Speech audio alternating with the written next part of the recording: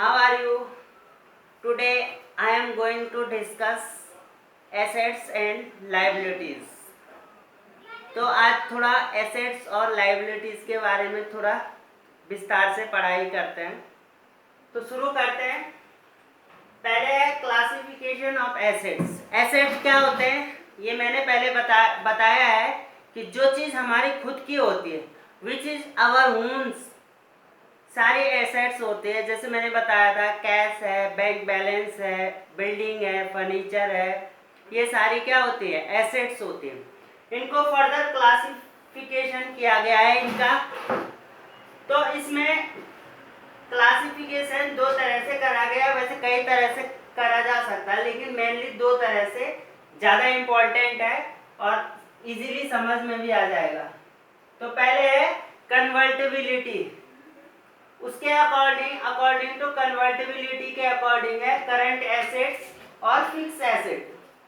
Current assets क्या होते हैं, जिनको हम तुरंत यूज करते हैं। ऐसी संपत्ति खुद की ऐसी संपत्ति जो तुरंत हम कैश में कन्वर्ट कर लेते हैं, ठीक है, मतलब तुरंत जिससे कन्वर्ट करके हमें कैश प्राप्त होता है, ठीक है। जैसे कैश है, bank means bank balance. Stock है, स्टॉक का मतलब होता है अगर हम कोई कंपनी कोई सामान मैन्युफैक्चर करती है तो जो चीज़ हमने मैन्युफैक्चर किया है उसका स्टॉक है। तो स्टॉक को क्या करेंगे, हम तुरंत मार्केट में ले जाएंगे और उसको बेचेंगे तो क्या हो जाएगा, वो कैश में कन्वर्ट हो जाएगा। उसके बाद है डेप्टर्स। डेप्टर्स वो होता है जिसको हमने गुड्स क्रेडिट पे बेची और उससे हमें पैसा लेना, तो वो हमारे लिए क्या हो जाएगा, डेप्टर हो जाएगा। तो वो भी तुरंत प्राप्त होता है कि भाई विदिन 1 मंथ 2 मंथ में आपका पैसा क्या हो जाएगा, वो रिकवर हो जाएगा। उसके बाद है BR का मतलब होता है बिल्स रिसीवेबल, मतलब जो बिल है, जो प्राप्त होने वाले बिल है, वो सारे करंट एसेट में आते हैं।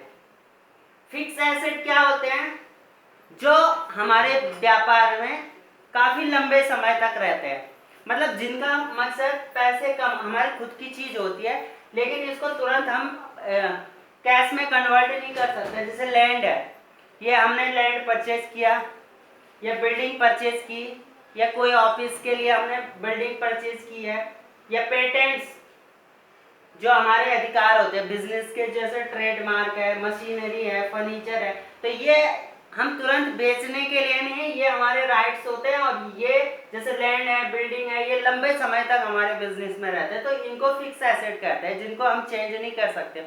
जैसे हमने बिजनेस के लिए फर्नीचर खरीदा, तो फर्नीचर हम बेचने के लिए नहीं खरीदा है, हमने लंबे समय यूज़ करने के लिए हमारे बिजनेस में रहेगा, हम उसमें, या हमने कंप्यूटर खरीदा, लैपटॉप खरीदा, तो वो हमारी फिक्स एसेट हो जाएगी। उसके बाद है फिजिकल एग्जिस्टेंस के अकॉर्डिंग क्या होता है, दो तरह का होता है, एक होता है ट्रांजिबल और एक होता है इनट्रांजिबल या नॉन ट्रांजिबल भी बोलते हैं। तो ट्रांजिबल एसेट में वो एसेट आते हैं which can be feel, see and touch, जिनको हम महसूस कर सकते हैं, जिनको हम छू सकते हैं, वो सारे एसेट ट्रांजिबल एसेट्स में आएंगे। जैसे लैंड है, बिल्डिंग है, मशीनरी है, कैश है, एक्सेट्रा, ये सारे ट्रांजिबल है, दिखते भी हैं, हम छू भी सकते हैं और महसूस कर सकते हैं।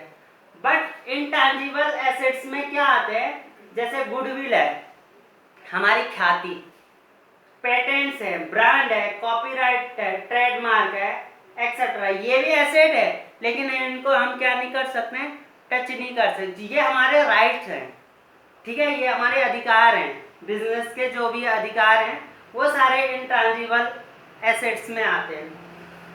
आई होप कि एसेट्स आपकी समझ में आ गया होगा। उसके बाद फर्दर है लायबिलिटीज। लायबिलिटीज का मतलब होता है जो हमारी देनदारियां होती है। एसेट्स तो हमारी खुद की होती है और लायबिलिटीज हमारी जो देनदारियां होती हैं, जो चीज़ हमें पे करनी होती है, तो वो क्या क्या होते हैं। तो ये भी 3 तरह के हैं मेनली। एक होता है करंट लायबिलिटीज या शॉर्ट टर्म लायबिलिटीज कह सकते हैं, जो विद इन 1 ईयर में आपको पे करनी होती है।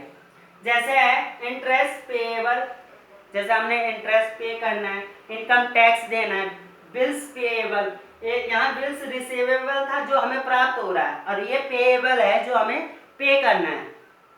उसके बाद है बीओडी। बीओडी का मतलब होता है बीओडी, इसको ये बैंक ओवरड्राफ्ट होता है, बैंक ओवरड्राफ्ट। ये एक ऐसी सुविधा होती है कि अगर हमारे अकाउंट में 10,000 नहीं है और हमें 10,000 विड्रॉ करने हैं तो हम निकाल सकते हैं, बशर्ते हमारी गुडविल अच्छी हो। तो यही है बैंक ओवरड्राफ्ट, कि हमारे अकाउंट में उतने पैसे भी नहीं है फिर भी बैंक हमें पैसे देता है, उस पर इंटरेस्ट हमें पे करना होता है, लेकिन उस जो अमाउंट को बोलते हैं उसको बैंक ओवरड्राफ्ट बोला जाता है। ठीक है, ये इसके लिए कुछ कंडीशंस होते हैं, वो फर्दर हम क्लासीफाई करेंगे, कौन कौन सी कंडीशन है वो अगले चैप्टर में हम कवर करेंगे। उसके बाद है क्रेडिटर। क्रेडिटर क्या होता है? किसी से हमने माल उधारी लिया है और हमें उसे पे करना है तो वो हमारे लिए क्रेडिटर हो जाएगा। ठीक है, उसके बाद है short term loan.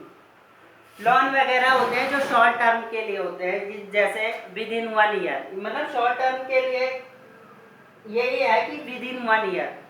Non current liabilities या लॉन्ग टर्म लाइबिलिटीज में क्या आते हैं?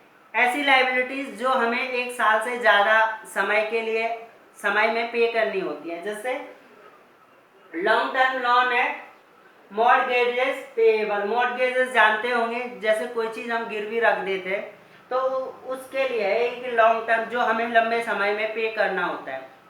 उसके बाद है कंटीजेंट्स लाइबिलिटीज। अब ये कंटीजेंट लाइबिलिटीज क्या होती हैं? ऐसी लाइबिलिटीज मे और मे नॉट अराइज, जो हो भी सकती हैं नहीं भी हो सकती है। जैसे इसका बेस्ट एग्जांपल है कि प्रोडक्ट वारंटीज। सपोज करो कोई कंपनी टीवी मैन्युफैक्चर करती है, ठीक है, और टीवी कस्टमर को सेल करती है, तो विद इन आप कोई भी कस्टमर है तभी वो परचेज करेगा जब उसमें कुछ बेनिफिट होगा, जैसे कि 1 ईयर 2 ईयर वारंटी होती है। अब ये वारंटी ऐसे ज़रूरी नहीं है कि परचेज करने के बाद विद इन 1 ईयर में वो टीवी खराब ही हो, नहीं भी हो सकता है।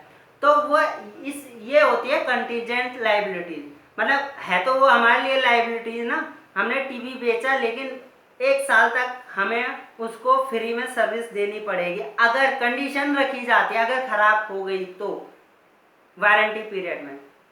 तो ये सारी थी, आई होप कि ये सारा समझ में आ गया होगा। करंट एसेट, करंट लाइबिलिटीज और एसेट लाइबिलिटीज ये समझ में आ गए होंगे। इस वीडियो में इतना ही, मिलते हैं नेक्स्ट वीडियो में, तब तक के लिए goodbye and thanks for watching.